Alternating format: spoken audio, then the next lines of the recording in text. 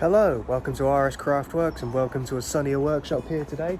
Sun's actually come out today to help us feel in a better mood, and it's also much warmer, which is also lovely.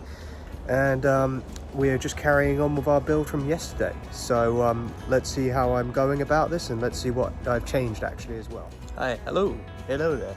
So as you can see, I've routed out all of the channels for the spines on the wings.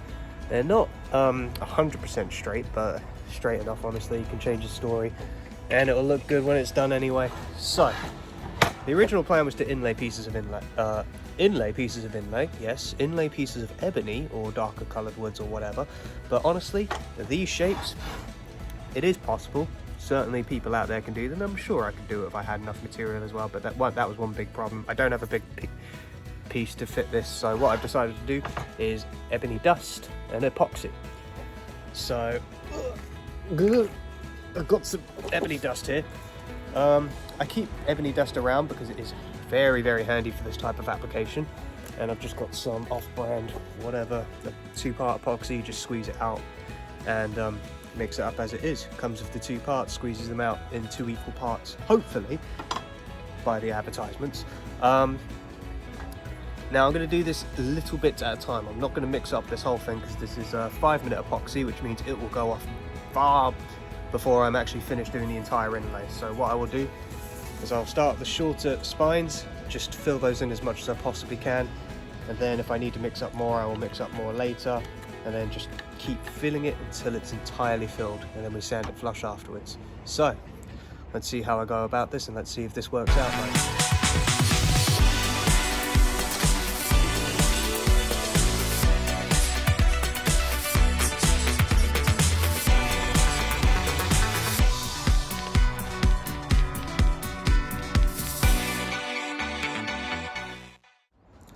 Well, today is now tomorrow. I'm wearing a different shirt, and ignore that, that's for something else entirely.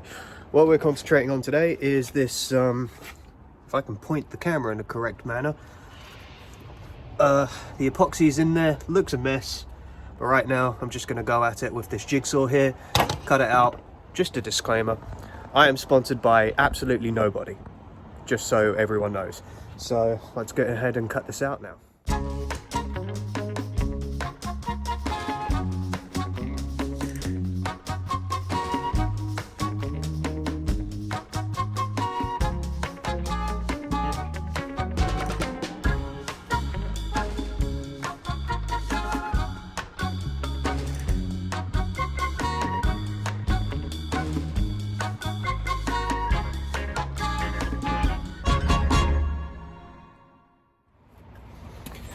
Alright, so I've cut out the basic outline. Now there are some internal parts to this which makes this much more complicated than normal.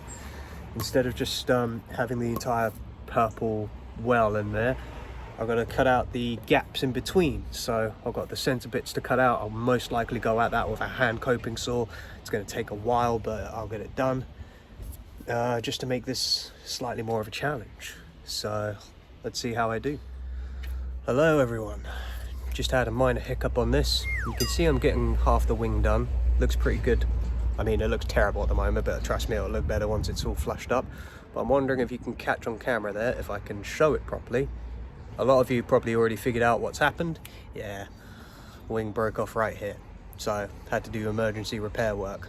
Luckily, this is in fact a inlay, so it's not a structural piece. Not the biggest deal in the world, as long as it cleans up nicely, which it will. Wood's fairly forgiving when it breaks. Goes together like a jigsaw puzzle. Just a bit of super glue into place. I use some accelerator as well. Job's a good one, and it will look good once it's done. So yeah, can't be perfect all the time, but hey, things like this happen. As long as you know a trick, you can get yourselves out of these troubles fairly simply. I keep forgetting to film what I'm doing here, so my apologies. Let me just go through what I'm doing at the moment. So right now, one trick I found after this hazard, that was happening because I was trying to do tight curves on the jigsaw. Obviously, anyone who knows using a jigsaw, if you do too tight a curve, it starts hammering and acts like a jackhammer.